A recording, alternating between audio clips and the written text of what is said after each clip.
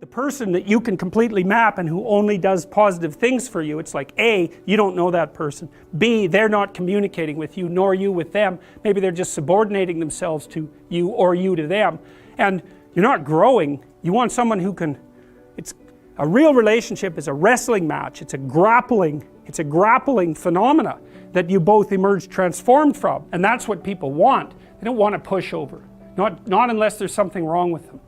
You know, a narcissistic person who never wants to be challenged will want a partner who does nothing but deliver exactly what they're told to deliver, but they will mistreat them beyond belief. What does the optimal relationship look like in terms of positive and negative emotion? You might say, well, utopia, nothing but positive interactions. It's like, no. Imagine you get people to code the interactions they have with their partner during the day. You know, you sample it. You say, was that interaction positive or negative?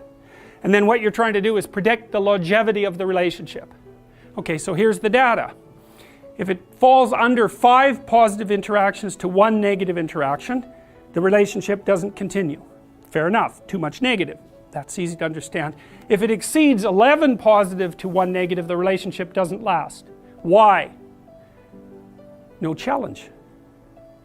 Right? What do you want from your partner? Bliss? No. No, you don't. Well, that's a representation of Diana. You could think of Diana, there's an opposite, Durga, in Hinduism, and she comes forth if you make the proper sacrifices to Kali. But I wanted to show you alternative representations from different cultures of these archetypal forms. This is Diana, positive feminine, multi-breasted, right? She's the thing that nourishes the world, and so that would be, on one hand, your mother, who obviously protects you from the terrible aspects of fire and danger, but also nature conceptualized as the positive feminine in general. The source of all fertility and all food and all beings and all good things. Something that you want to have on your side, that's for sure. And you might say, if you acted heroically, properly, and you played the metagame and not the game, and you made the proper sacrifices, then you'd never encounter Kali, you'd only encounter her benevolent counterpart. And so then you might say, well, does she even exist then? And that's something that's very interesting, is because the degree to which the terrible part of the world manifests itself in your life is proportionate to how insufficient you are. And we don't know the full extent of that. If you got your act together completely, maybe all the suffering would disappear from your life, or at least maybe all the unbearable suffering, and maybe all the suffering or the unbearable suffering from the lives of people around you too. And you already know that because there are people that you'll go to in a crisis that you can rely on, and you know they'll help you, and you wonder what the world would be like if you were like that and everyone else was like that too. We'd have a lot fewer crises, and the ones that we do have would be a lot more manageable.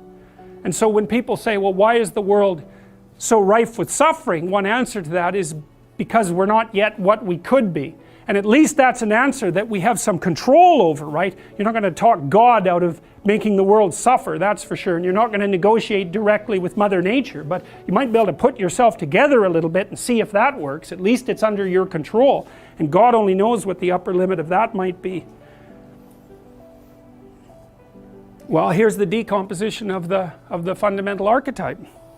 The dragon of chaos differentiates, on the one hand, into the feminine, that's the unknown, and the feminine differentiates further into the negative feminine and the positive feminine. The negative feminine is the reason for witch hunts. It's the reason for, you know, there's a whole group online called Men Going Their Own Way, MGTOW. That's a very interesting group to go study. There's lots of them. I don't know how many of them there are, and most of them are older. Many of them are men who've been through a particularly horrifying divorce for one reason or another, and they've had enough of women. So they tell the young men that they're teaching, never have a permanent relationship. Never share your territory with a woman. Never share your possessions. Make sure you never live together, and don't stay with one long enough to enter a common law relationship because you will be stripped of everything that you have. Well, that's a hell of a thing to be telling people, but what's happened is that the female has been manifested in their life only as the negative archetype, and they've got that confused with all women. And that's partly, you know, you got to ask yourself, if you know the mythological stories, maybe if you made the right sacrifices you wouldn't have so much trouble with women. I can make dinner, I can take care of my family, I can undertake this job at work. That makes me a decent father. That's part of being a good being a good person. The question is, what's at the pinnacle of that, at the upper end of the abstraction hierarchy, because these things should be organized all the way up into a complete hierarchy. What does it mean to be a good person? Well, it means, we've walked through it, it means you win the set of games, you go out into the world and explore, and you bring back what you've found, and you build yourself out of it, and you share it with other people. That's an old story. That's no different than the story of the collective hunt. It's exactly the same thing, right? You build yourself into someone that can have a long-term relationship with someone of the opposite sex, generally speaking, so that you can bring children into the world and turn them into exploratory heroes and stabilize the state. That's what should be at the top, and that thing that's at the top, it's the same thing. It's the integration of all of those things into the same thing. And that's the same as the sun. That's the same as the halo. It's the same as the thing that emerges from the belly of the whale. It's all of those things. And you also know that because you know that you have the capacity for admiration. It's in you. It's in you. It's locked into your biology, and it's locked into your sociology. You see what you admire, and that's a partial representation of the ultimate ideal. It's as simple as that. So I kind of nested this, so I should just explain this diagram briefly. So it was a map I tried to make in some sense of my own identity. I mean, just using myself as an example of someone typically situated in society. So, I have this role, which is kind of a high resolution role. I'm a father and a husband, and I also run a business, and so the father and husband thing is sort of nested inside of that because it's dependent on my economic success to some degree. And then that's nested inside a capitalist structure. And then that's nested inside, well, I said American personality, but it's sort of, that's good enough.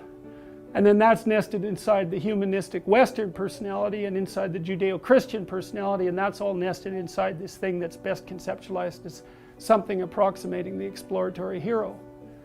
And so that's a value structure that's, and you can differentiate that to a much higher level than father and husband, and we did that when we decomposed things right down to, their motor actions. And you want, what you want, and this is, I think, there's something that's transcendent about this.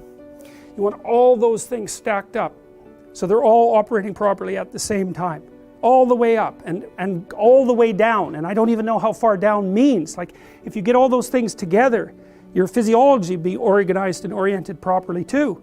And that means your organs work properly and the micro elements of them work properly and all the way down. And then if everything is organized like that too, the society starts to work. Everything starts to organize itself along a horizontal axis where each level of the structure supports every other level. And you can feel that, I believe. That's what you feel when you're engaged in doing something meaningful. You can feel those things coming together. And you can also feel like that as a kind of strength. It pushes you forward instead of pulling you backwards. So, and I think that our nervous systems are very sophisticated, and they orient us in time and space, and they can tell us when they're in the right place at the right time. And people love that. And I think you experience that when you're deeply engaged in music as well. It puts you there momentarily, right? Say you're in a cathedral and you're listening to some remarkable music.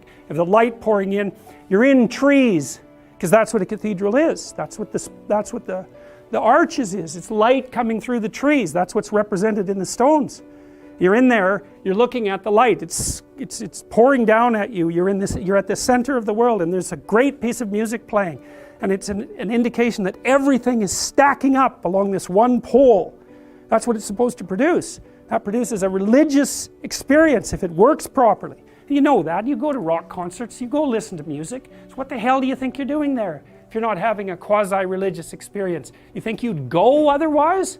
And just because you don't know that that's what's happening doesn't mean it isn't what's happening. People have been gathering together in groups and transcending the limits of their pathological individuality through music and ritual since the beginning of time. Why would it be any different for us? And the light's there, that's what the light show is for.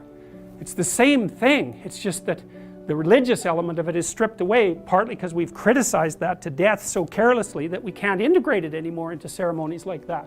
And I mean, fair enough. But it's not like that comes without a loss.